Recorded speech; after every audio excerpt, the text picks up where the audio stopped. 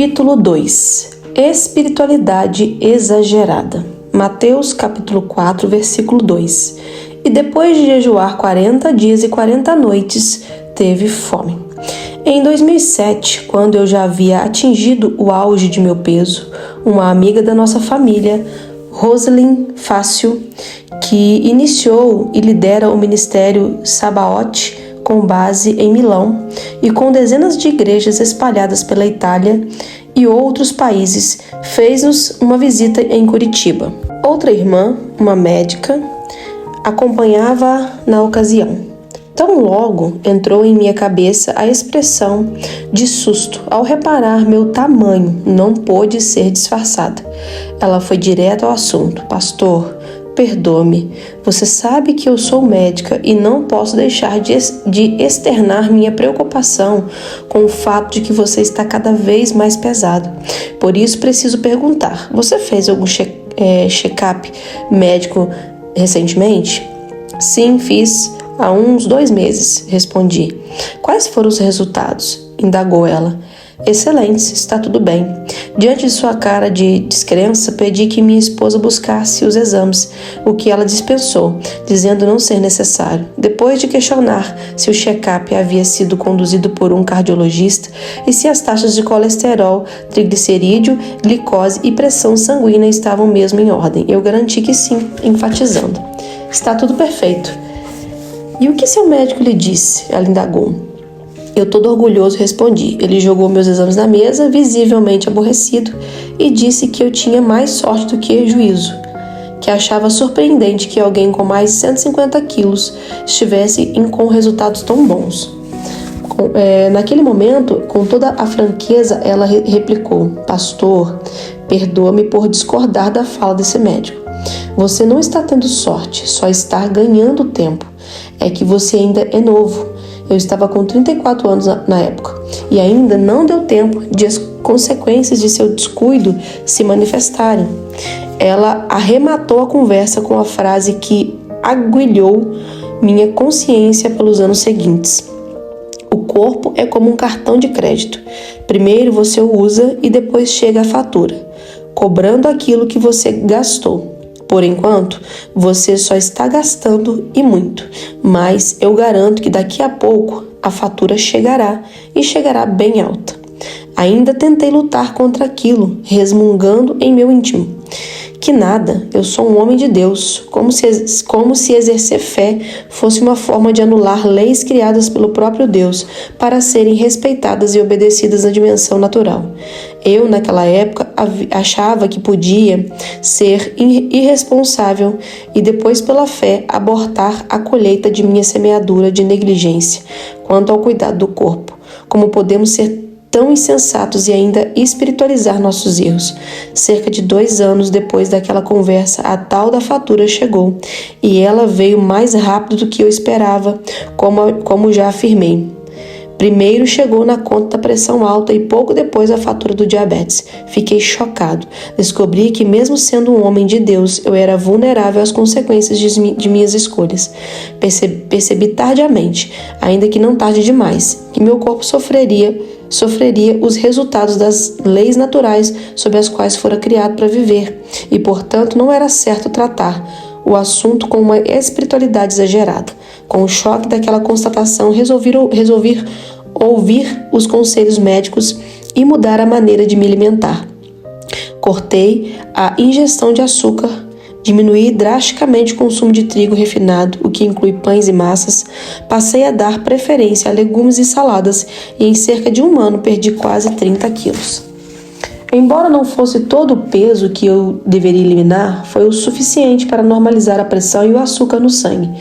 Perdi peso e melhorei a saúde. A parte ruim eu já contei. Acomodei-me por cerca de 4 anos daquele novo peso, até que outras circunstâncias voltassem a chacoalhar tudo. Antes de seguir com essa história, é necessário enfatizar os danos que o engano da espiritualidade exagerada tem trazido a muitos, como trouxe a mim. Nós já aprendemos o caminho. Temos de expor à mente a verdade da palavra de Deus, para assim ser possível programá-la. Vamos ao que a Bíblia diz a esse respeito. Subtítulo: O Ser Completo. A constituição plena do ser humano envolve partes distintas. Observe o que Paulo escreveu aos Tessalonicenses. 1 Tessalonicenses, capítulo 5, versículo 23. O mesmo Deus da paz os santifique em tudo, e que o espírito, a alma e o corpo de vocês sejam conservados íntegros e irrepreensíveis na vinda de nosso Senhor Jesus Cristo.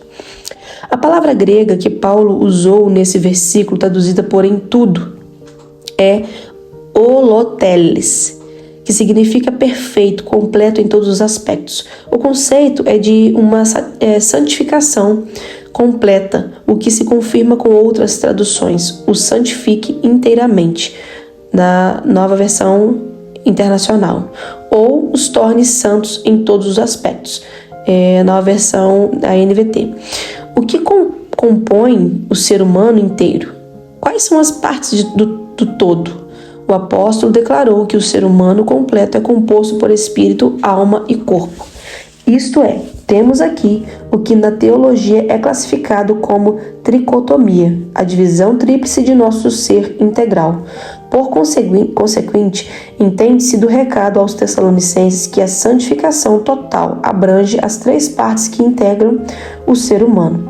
Em outra epístola, Paulo elucida um pouco mais o assunto ao separar a impureza da carne e a do espírito, sem mencionar a alma, o que abordaremos a seguir. Ele enfatiza que deve existir um trabalho de purificação, tanto de uma quanto de outra parte, ou seja, não se trata da santificação por atacado. A isso Paulo chamou de aperfeiçoamento da santidade. 2 Coríntios, capítulo 7, versículo 1 diz: Portanto, meus amados, tendo tais promessas, purifiquemo-nos de toda impureza, tanto da carne como do espírito, aperfeiçoando a nossa santidade no temor de Deus. Se o processo de aperfeiçoar a santidade implica lidar com impurezas em partes distintas, até que sejamos santificados, holoteles, entre parênteses, completamente, é imprescindível enxergar e compreender a tripartição humana e suas particularidades. E isso pode ser visto nos detalhes que a Bíblia apresenta quando descreve a criação do homem. Então formou o Senhor Deus o homem do pó da terra e lhe soprou nas narinas o fôlego de vida, e o homem passou a ser alma vivente. Gênesis capítulo 2, versículo 7. O relato bíblico da criação revela a participação do ser humano. Deus fez um boneco de barro, entre parênteses, aqui se originou o corpo, fecha parênteses. Soprou nele o fôlego de vida, entre parênteses, aqui se originou o espírito, fecha parênteses. E então, da combinação destes, resultou aquilo que define o homem, parênteses, aqui se originou a alma vivente, fecha parênteses. Desde o início de todas as coisas, já vemos essa constituição tripla. Há aqueles que defendem a dicotomia, segundo a qual os termos alma e espírito são usados de forma intercambiável para definir a mesma parte. Contudo, quero mostrar, com base nas Escrituras, a verdade da tricotomia humana.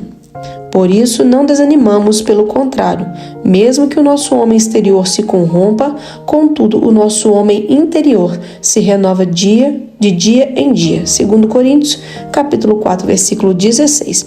Nesse trecho da carta aos Coríntios, Paulo destaca somente duas partes, o homem interior e o homem exterior. No entanto, a aparente dicotomia se dissolve quando olhamos para outras informações complementares da palavra de Deus que nos mostram uma subdivisão do homem interior em espírito e alma. Ou seja, temos sim homem exterior e interior, mas não apenas isso, porque o lado de dentro também é apresentado como sendo de construção dupla.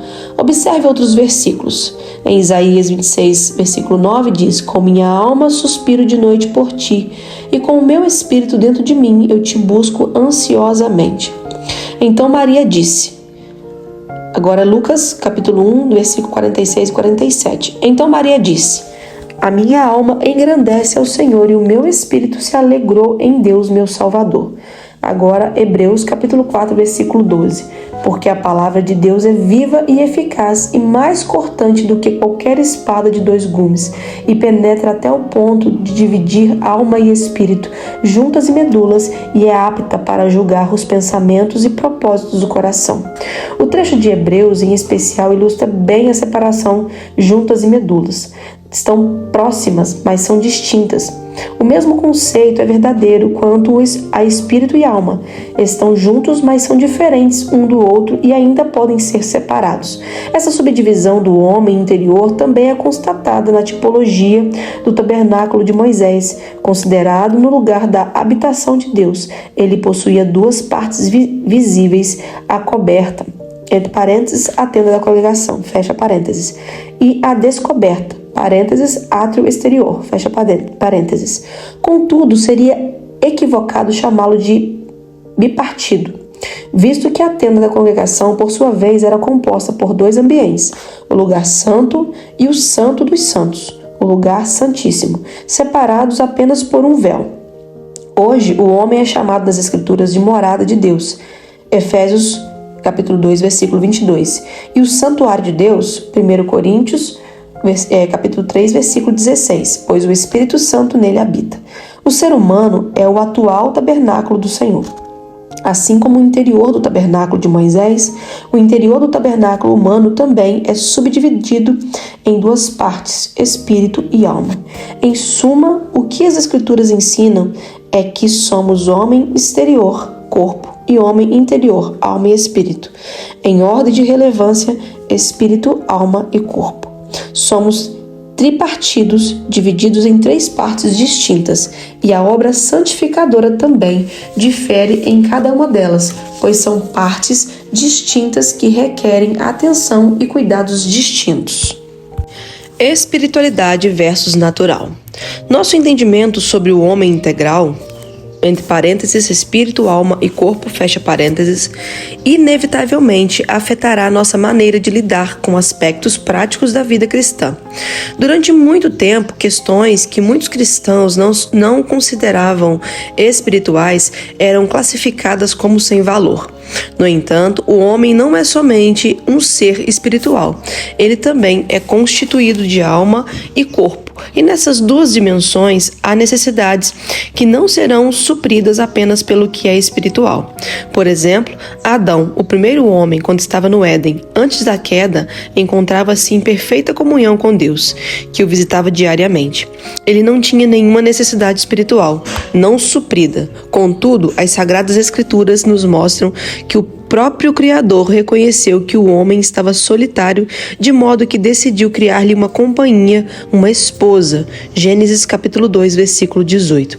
A verdade assentida pelo próprio Deus é que havia no ser humano uma solidão que não poderia ser preenchida por aquilo que é espiritual.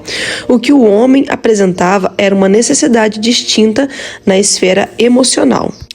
Semelhantemente, encontramos na palavra outra questão que envolve o corpo, e não somente o espírito e a alma. O Senhor ordenou ao homem que se alimentasse das árvores do jardim do Éden, com exceção das árvores da vida e do conhecimento do bem e do mal. Ninguém questiona se Adão, por ocasião da criação e antes da queda, estava ou não plenamente suprido da dimensão espiritual. De igual modo, nenhum de nós deixa de admitir que Adão também precisava de alimento, uma vez que seu corpo terreno não sobrevivia apenas de recursos espirituais. Outro exemplo bíblico que sustenta a mesma lógica é o episódio da tormenta que levou ao naufrágio o navio que conduzia Paulo a Roma, onde seria julgado por César. Enquanto amanhecia, Paulo rogava a todos que se alimentassem, dizendo: hoje é o 14º dia em que, esperando vocês, estão sem comer, não tendo provado nada. Por isso, peço que comam alguma coisa, pois disto depende a sobrevivência de vocês, porque nenhum de vocês perderá nem mesmo um fio de cabelo. Atos capítulo 27, versículo 33 e 34. Cabe recordar que Deus havia alertado Paulo por meio de um anjo que havia livramento e salvação para o iminente naufrágio. Isso, além de ser uma excelente notícia, mostrava a vontade e o compromisso divino de salvá-los da morte prematura. Contudo, o pedido do apóstolo aos tripulantes para que se alimentassem revela que, mesmo havendo a promessa de livramento sobrenatural da morte por acidente, eles poderiam sim morrer devido à saúde debilitada. Se isso acontecesse, os únicos responsáveis seriam eles mesmos e não Deus. Não podemos confundir aquilo que recebemos do Senhor por meio de recursos espirituais com aquilo que, por ser natural, é de nossa inteira responsabilidade, mesmo sabendo que Deus salvaria aquelas vidas. O apóstolo Paulo insistiu que cada um realizasse a parte natural, ou seja, que comessem.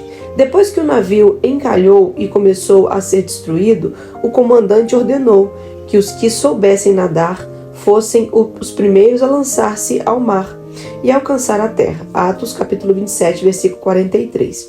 E os que não sabiam nadar, para eles a instrução foi que se salvem uns em tábuas e outros em destroços do navio. Atos capítulo 27, versículo 44. Ninguém espiritualizou a forma de alcançar o livramento prometido. Ninguém disse: foi Deus que prometeu que Ele nos salve.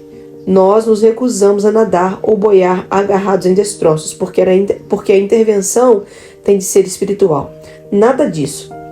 Eles aceitaram a combinação de uma provisão espiritual de livramento com atitudes práticas que efetivassem o livramento. O resultado está registrado nas Escrituras, e foi assim que todos se salvaram em terra. Atos capítulo 27, versículo 44. A história mostra que a igreja, ao longo dos séculos, desprezou assuntos que não considerava espirituais. Por muito tempo, por exemplo, a questão da vida sexual dos casais não era abordada nem ensinada aos crentes, a não ser para destacar algo carnal, impuro e pecaminoso. A atual geração deveria erguer as mãos aos céus em gratidão pelo que se entende e ensina nessa área hoje em dia. Alguns desses equívocos só começaram a ser ajustados quando se passou a enxergar o homem com mais que um espírito. Ele também é constituído de alma e corpo. Estamos crescendo, mas ainda há muito engano a ser confrontado. Subtítulo: O que é da carne é da carne. Um texto bíblico que chamou minha atenção enquanto refletia sobre o desequilíbrio entre o que definimos como espiritual e carnal se encontra em João, no relato da conversa de Jesus com Nicodemos, homem chamado de mestre em Israel. Havia entre os fariseus um homem chamado Nicodemos, um dos principais dos judeus. Este de noite foi até Jesus e lhe disse: Rabi, sabemos que o Senhor é mestre vindo da parte de Deus, porque ninguém pode fazer estes sinais que o Senhor faz, se Deus não estiver com ele. Jesus respondeu: em verdade lhe digo, que se alguém não nascer de novo, não pode ver o reino de Deus. Nicodemos perguntou: como pode um homem nascer sendo velho?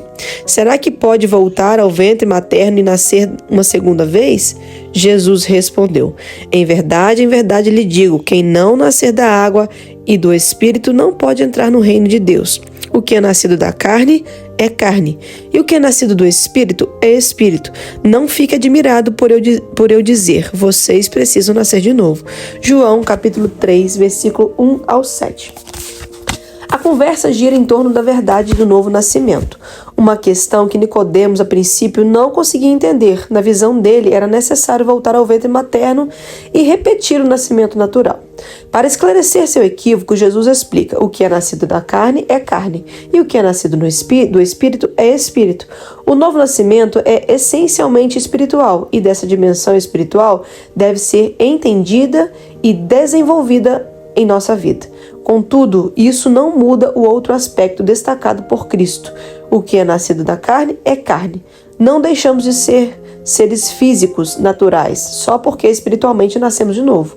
O novo nascimento não muda nossa condição física. Se alguém era obeso antes do novo nascimento, não deixa de ser instantaneamente, só porque nasceu de novo. Isso também se dá com nossa altura, com nosso cabelo e qualquer outro detalhe do nosso corpo físico.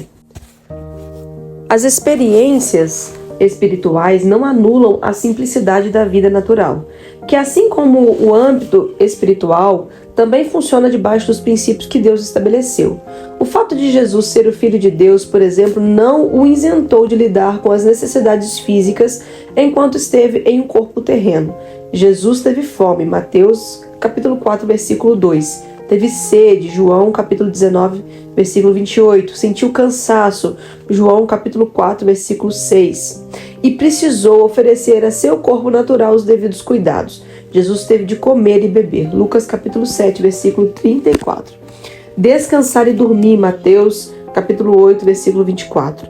Não podemos espiritualizar essas questões. Fazê-lo seria insensatez. Nossas necessidades espirituais demandam atenção da mesma forma que as naturais, mas cada esfera tem sua própria provisão e, obviamente, uma não supre a outra. Observe o que Cristo disse na ocasião em que Satanás o tentou a transformar pedras em pães. Está escrito: o ser humano não viverá só de pão, mas de toda palavra que procede da boca de Deus. Mateus capítulo 4, versículo 4. Jesus não disse que as pessoas não precisam de pão para alimentar-se. Ele disse que as pessoas não vivem só de pão, mas também da palavra de Deus. Ou seja, o espírito necessita de alimento espiritual, o pão divino da palavra de Deus, enquanto o corpo precisa do pão terreno.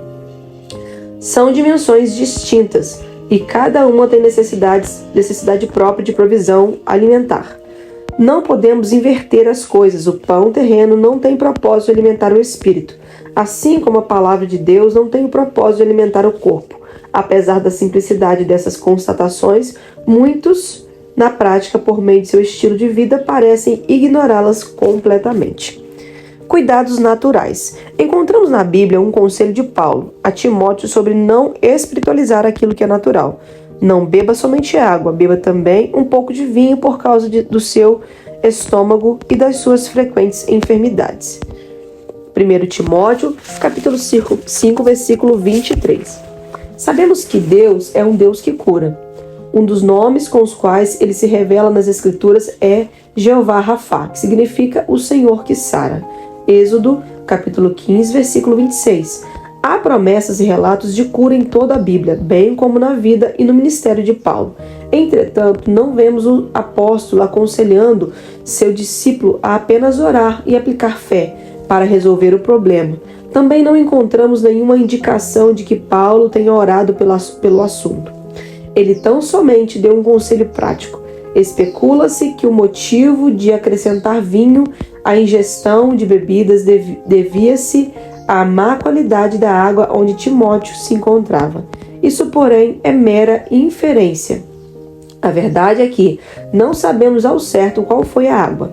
Entretanto, o que sabemos com certeza é que Timóteo sofreu de um problema natural, físico, uma enfermidade frequente. Então o apóstolo sugeriu uma forma natural de resolver a questão. Por quê? Porque não havia necessidade de espiritualizar aquela situação.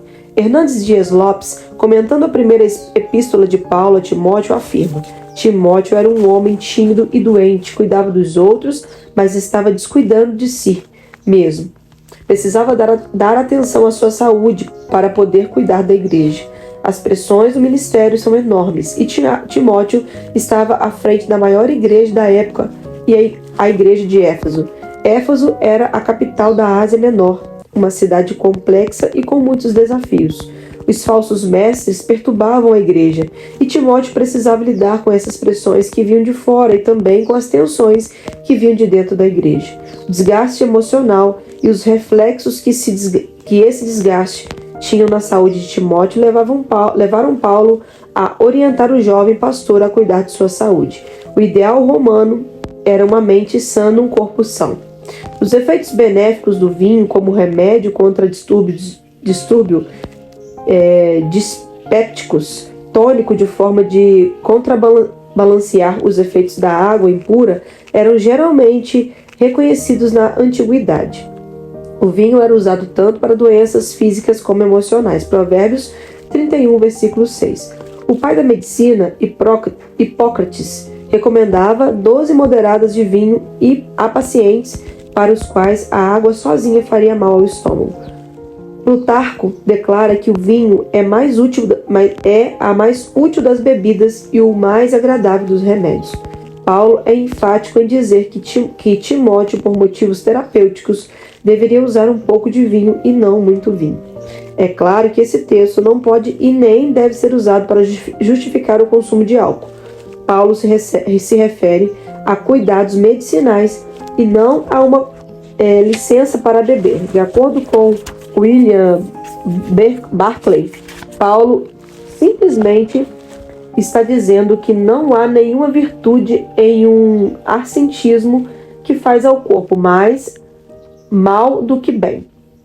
Semelhantemente, hoje em dia também há muitas enfermidades e problemas de saúde que poderiam ser resolvidos com ajustes alimentares, sono e exercício físico. Contudo, insistimos em tratar questões naturais de forma espiritual. Um pastor que conheci sofreu com diabetes por anos, sempre pedindo oração por isso. Os médicos diziam que a prática de exercícios físicos ajudaria, e ele tentou. Decidiu fazer caminhadas diárias. Fez por um tempo e nada, nenhuma melhora. Deduziu assim que não funcionava. Um dia outro médico propôs que ele fizesse um teste. Aumentar a dose de exercícios até chegar às 2 horas diárias de caminhada. Resultado, ele ficou completamente curado. Não nego de forma alguma o poder curador de Cristo. Tenho testemunhado intervenções divinas por anos, tanto em minha vida como na de muitas outras pessoas. À luz do ensino bíblico, contudo, não posso aceitar que a única forma de melhorar a saúde seja por meios espirituais, especialmente quando a pessoa optou por viver em deliberada negligência quanto aos princípios de cuidado do corpo instituídos pelo próprio Criador. Eu mesmo ignorei durante anos os sábios conselhos sobre cuidado do corpo que muitos me davam. Por quê? Porque cometi a insensatez de imaginar que, por ser um homem de Deus, não teria problemas de saúde. É verdade que contamos com a provisão divina de cura e saúde para o nosso corpo. Paralelamente, contudo, também é verdade que temos a responsabilidade de cuidar do corpo para evitar problemas. Quando Cristo foi ressuscitar Lázaro, deu primeiro a ordem aos homens que lá estavam. Essa voz de comando precisou ser obedecida antes que se realizasse o milagre. Então Jesus ordenou: tirem a pedra. Marta, irmã do falecido, disse a Jesus: Senhor, já cheira mal, porque está morto há 4 dias. Jesus respondeu: não disse a você que se cresce veria a glória de Deus? Então tiraram a pedra e Jesus, levantando os olhos para o céu, disse: Pai, graças te dou porque me ouvistes. João capítulo 11, versículo 39 ao 41. Para mim, a lição é clara. Aprendi com o meu pai, quando ainda era garoto. Jesus não tirou a pedra, mandou que os homens fizessem isso. Há 2 verdades reveladas aqui. Uma fala da responsabilidade humana, a outra do poder divino. Servimos a um Deus de intervenções sobrenaturais. Essa é uma verdade maravilhosa. Jesus ressuscitou um homem que estava morto. Havia 4 dias já cheirava mal. Um milagre espetacular. Entretanto, mesmo dispondo-se a fazer aquilo que nenhum ser humano poderia fazer, Jesus se recusou a fazer aquilo que o homem poderia fazer. Muitos cristãos porém não têm compreendido nem vivido dessa forma. Querem desfrutar de cura e saúde unicamente por meio de intervenção divina, sem que precisem fazer sua parte de cuidar do corpo.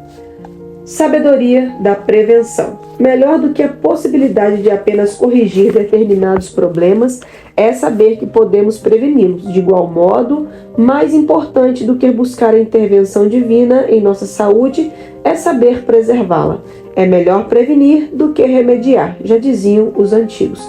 Há várias questões práticas da vida natural que não devem ser espiritualizadas.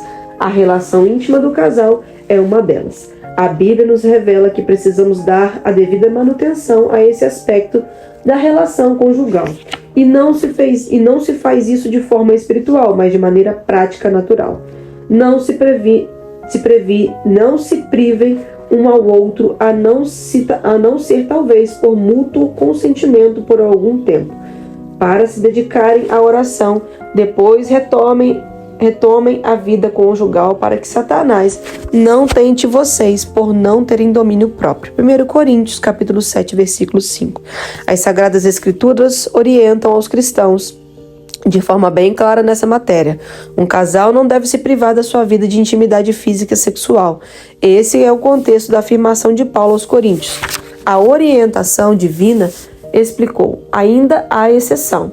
Só se justifica uma pausa da intimidade quando há mútuo consentimento dos cônjuges, por um breve intervalo e para se dedicar à oração. Contudo, ainda que o motivo seja uma busca intensa de Deus, Paulo instrui o casal a não alongar demasiadamente a pausa para evitar que Satanás explore uma possível falta de controle sobre o desejo não satisfeito de um dos cônjuges.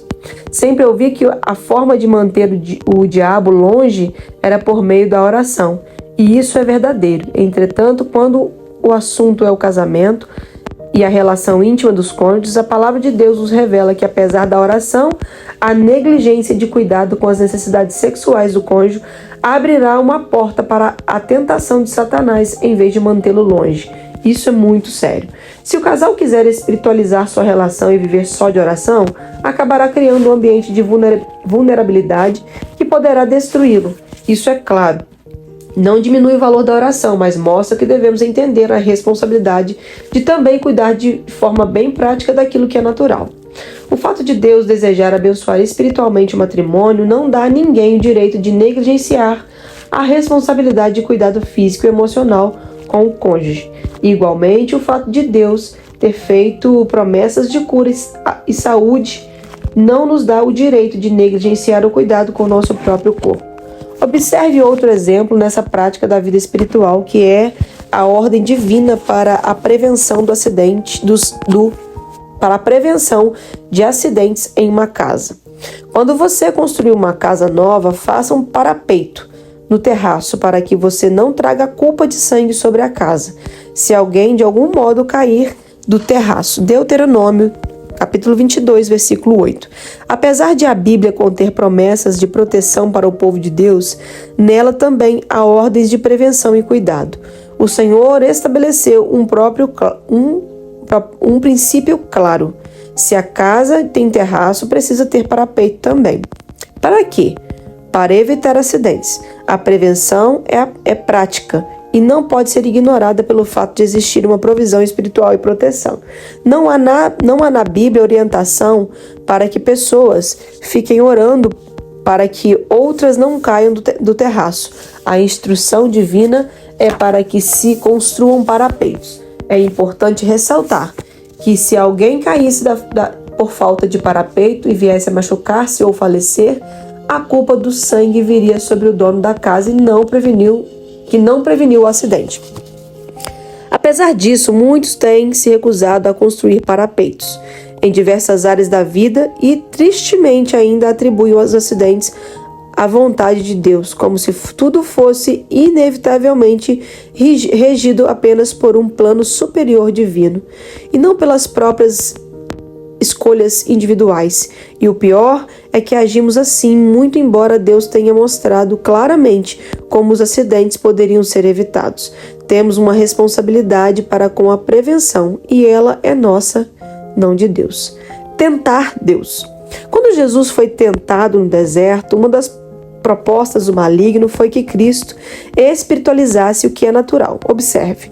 Então o diabo levou Jesus à cidade santa, colocou-o sobre um pináculo do templo e disse: se você é filho de Deus, jogue-se daqui, porque está escrito: aos seus anjos ele dará ordens a seu respeito e eles o sustentarão nas suas mãos, para que você não tropece em alguma pedra. Mateus capítulo 4, versículos 5 e 6. Qual foi a proposta do diabo? Ele insinuou que uma promessa divina de proteção poderia ser usada em caso de negligência humana com a responsabilidade e o bom senso de proteger a si mesmo. Por que Satanás fez tal proposta? Para tentar destruir o Messias, mesmo objetivo que tem para conosco, o que se torna possível quando caímos nesse tipo de engodo. Como Jesus, nosso referencial, lidou com o assunto? Atente para a resposta do nosso Senhor. Respondeu-lhe Jesus: também está escrito: não tentarás o Senhor teu Deus. Mateus capítulo 4, versículo 7. Negligenciar a devida e prática prevenção a acidentes em nome da fé e confiança no cuidado divino é classificado nas Escrituras como tentar a Deus. É o que está registrado na Bíblia. Paulo afirmou aos Romanos que o que no passado foi escrito para o nosso ensino foi escrito. Romanos capítulo 15, versículo 4. Deveríamos aprender com essas lições bíblicas em vez de tentar o Senhor com nossas negligências espiritualizadas. Nosso comportamento denuncia no que acreditamos que as promessas divinas farão tudo por conta própria, mesmo que não cuidemos de nosso corpo. Então, simplesmente, não fazemos nada em prol da nossa saúde.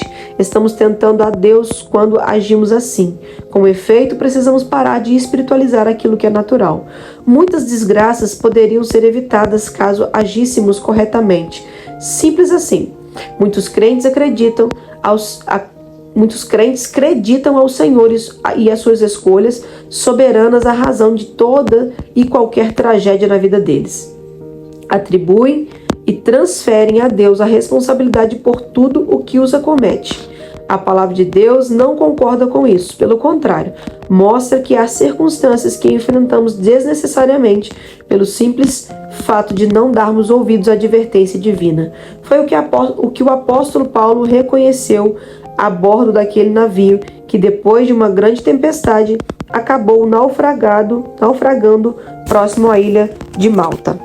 Havendo todos estado muito tempo sem comer, Paulo, pondo-se em pé no meio deles, disse: Senhores, na verdade era preciso terem me atendido e não partir de Creta, para evitar este dano e perda. Atos capítulo 27, versículo 21.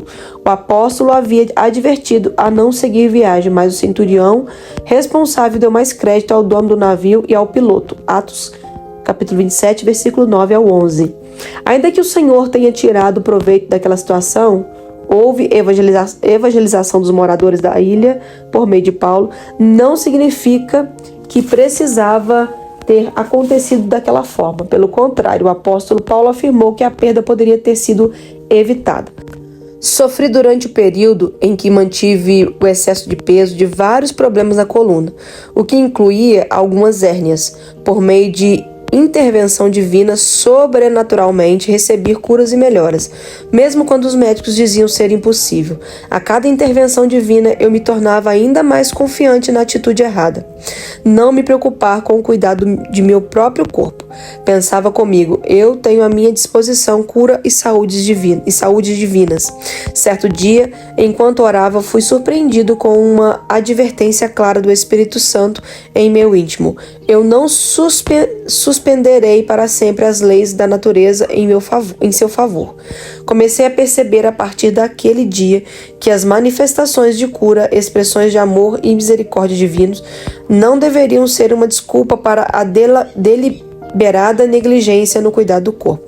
Temos de cuidar para não aceitar a sugestão do diabo de tentar o Senhor, isentando-nos de responsabilidade.